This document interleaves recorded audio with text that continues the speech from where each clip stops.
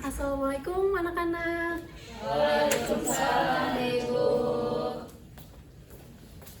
Selamat pagi. Pagi, Ibu. Kalian gimana nih kabarnya? Alhamdulillah baik.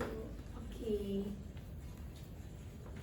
Alhamdulillah, sebelum kita mulai pembelajaran, mari kita berdoa. Royhan boleh minta tolong untuk dibantu doa? Baik Bu, sebelum kita mulai pembelajaran hari ini, alangkah baiknya kita berdoa menurut kepercayaannya masing-masing. Berdoa dimulai. Berdoa dicukupkan. Hari ini hadir semua apa ada yang nggak masuk? Hadir semua ya. Oke, baik. Anak-anak, ada yang masih ingat nggak pertemuan minggu lalu kita belajar apa? Kalor. Nah, benar banget. Ada yang masih ingat nggak apa itu kalor dan bagaimana cara dia berpindah? Saya ingat Bu, Bagaimana?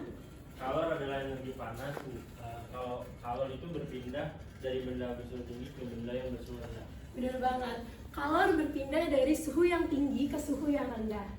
Oke, sebelum kita memulai pembelajaran pada hari ini, kita melakukan ice breaking dulu ya.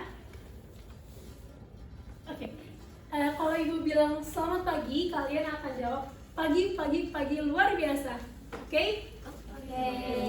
Selamat pagi. Pagi, pagi, pagi luar biasa. Oke.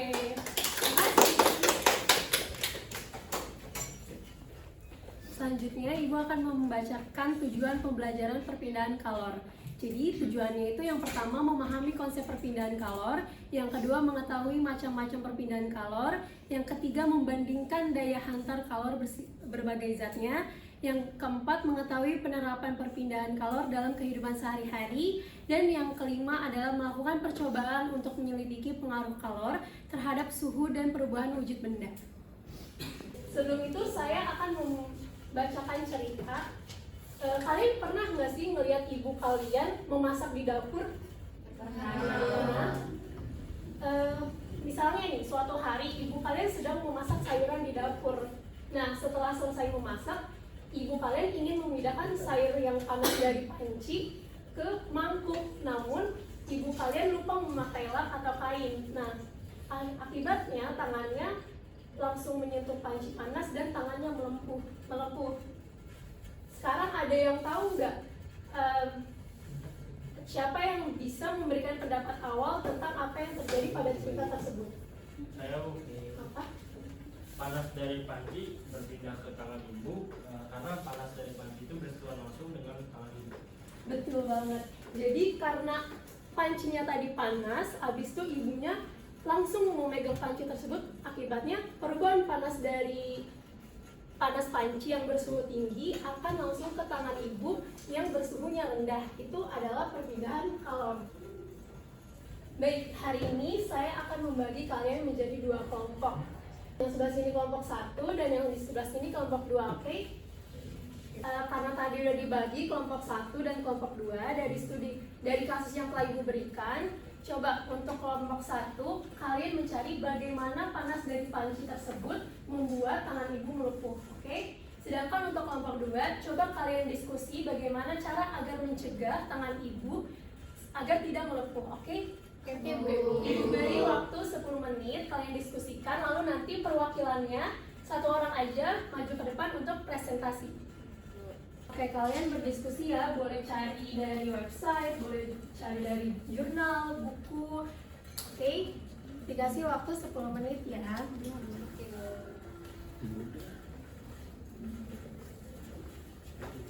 Gimana? Iya. Oh, baru Diajar. tahu. Jadi kata Ibu Asia kita diajar. Bahan 6 kalor. Dia cari lidah cari. Kan yang ngomong Widet ya. Oh dia ngerjain. Dia bilang kalau itu Kamu ngapain? kalor itu dari yang kinerja tinggi ke suhu rendah. Jadi menurut aku tuh itu prosesnya konduksi karena proses konduksi itu perubahan panasnya. Oke, karena waktunya udah habis, coba mulai dari kelompok 1 mempresentasikan hasil diskusinya. Boleh perwakilan kelompok 1? Nah, kan nama saya Boris, saya dari program dari kelompok 1. Dari tadi kan ibu bertanya bagaimana panas dari panci bisa membuat tangan ibu melepuh. Nah, hasil diskusi kami itu karena proses produksi, yaitu perbedaan panas melalui kontak langsung antara partikel dalam suatu benda. Dalam kasusnya itu panas dari panci yang bersuhu tinggi berpindah ke tangan ibu yang bersuhu lebih rendah ketika tangan ibu menyentuh panci. Akibatnya energi panas yang diterima oleh tangan ibu menyebabkan jaringan kulit mengalami luka bakar atau melepuh. Oke, berikan tepuk tangan untuk kelompok 1.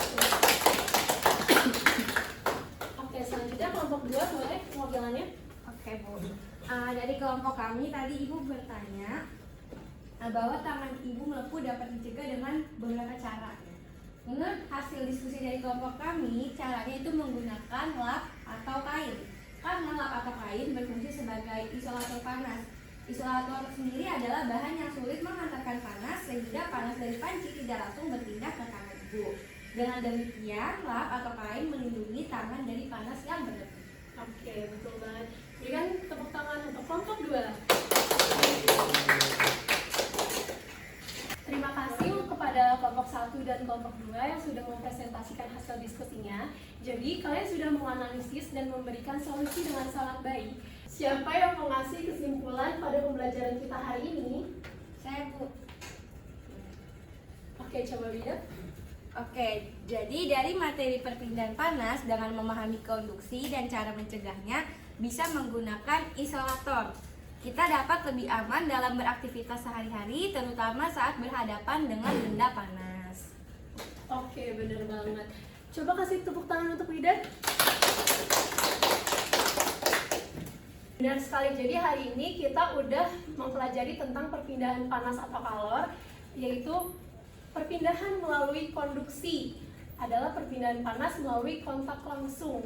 Jadi kalian kalau misalnya mau memasak, hati-hati ya dalam berkontak langsung dengan panas, bisa menggunakan bahan seperti isolator agar tangan kalian tidak melepuh. Baik Bu. Sekarang mari kita perbaiki dan tegaskan poin-poinnya. Jadi proses perpindahan panas melalui kontak langsung, nah itu disebut dengan konduksi. Jadi tangan ibunya itu langsung kontak langsung dengan panci yang panas, itu merupakan apa anak-anak? Konduksi. Nah inilah yang menyebabkan tangan ibu melepuh saat menyentuh panci yang panas. Lalu bagaimana cara pencegahannya? Dengan menggunakan alat pelindung berbahan isolator seperti kain lap, sarung tangan, dan sesuatu yang tidak menghantarkan panas. Fungsinya agar tangan ibu tidak melepuh. Nah, cara ini merupakan langkah penting untuk mencegah cedera akibat perpindahan panas. Nah, dengan memahami konsep ini, kita bisa lebih berhati-hati dalam kehidupan sehari-hari, terutama saat berhadapan dengan benda-benda yang panas. Untuk pertemuan berikutnya, kita akan membahas bagaimana perpindahan panas digunakan dalam teknologi seperti kulkas dan AC. Bagaimana, seru kan? Seru. Oke. Karena kita tadi diawali dengan berdoa, maka boleh minta tolong ke Rayhan untuk tutup pembelajaran kita hari ini dengan doa. Baik Ibu. Oke teman-teman, karena pembelajaran hari ini telah selesai, kita sebelum pulang alangkah baiknya berdoa terlebih dahulu. Berdoa dimulai. Berdoa selesai, memberi salam. Assalamualaikum warahmatullahi wabarakatuh. Terima kasih Ibu. Mohon maaf apabila Ibu ada kesalahan pada hari ini. Semoga kalian dapat memahami perpindahan kalor dengan baik. Dadah. Assalamualaikum. Terima kasih Bu.